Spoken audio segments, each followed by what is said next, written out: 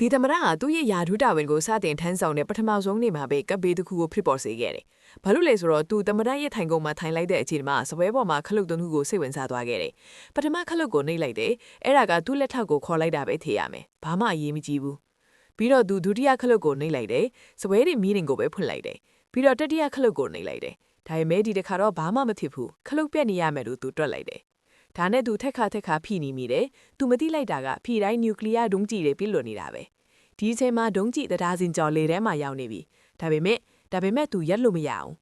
သူကအဲ့ဒီခလုတ်ကိုဂိမ်းတစ်ခုလိုနှိပ်နေခဲ့တယ်ပြီးတော့ဖုံးမိလိုက်တယ်အဲ့ဒီအချိန်မှာသူအမှန်တရားကိုသိလိုက်ရတယ်သူဟာကဘာတဝမ်းကိုနျူကလ িয়ার ထိပ်ဖူးတရားပစ်လွတ်ခဲ့တယ်ဒါပေမဲ့အဲ့ဒီလူကမယုံဘူး